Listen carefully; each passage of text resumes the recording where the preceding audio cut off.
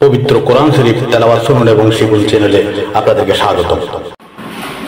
আসসালামু আলাইকুম দর্শক, আজকে আমরা পবিত্র কোরআন কারীমের সূরা ইউনূস হতে শেষ 3 আয়াত তেলাওয়াত করব ইনশাআল্লাহ।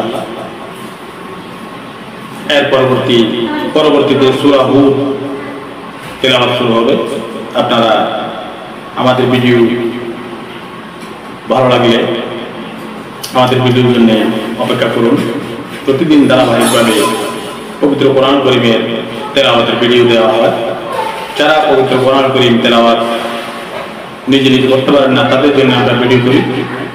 আমাদের চ্যানেলটি সাবস্ক্রাইব করে রাখুন এবং প্রতিদিন প্রত্যেকটা ভিডিও পাওয়ার জন্য পাশে থাকা বেল আইকনটি বাজিয়ে দিয়ে আমাদের সাথে যুক্ত থাকুন। أعوذ بالله من الشيطان الرجيم.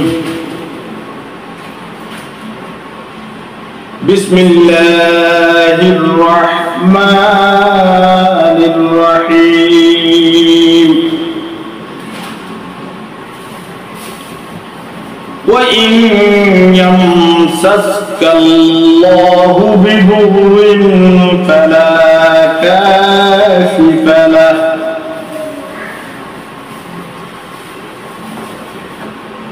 فلا كاشف له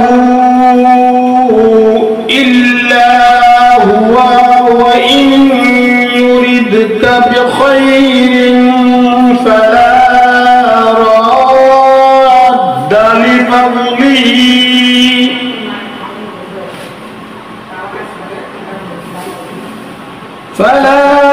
راد لفضله يصيب به من يشاء من عباده وهو الغفور الرحيم. قل يا أيها الناس قد جاءكم الحق من ربكم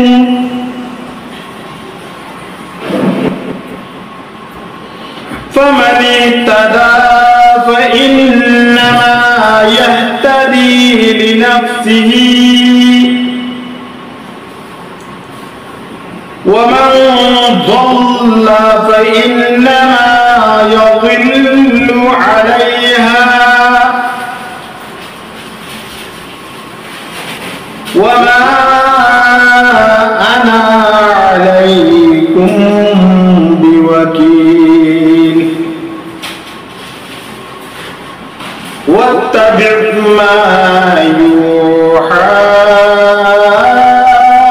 إليك واصبر حتى يحكم الله وهو خير الحاكمين.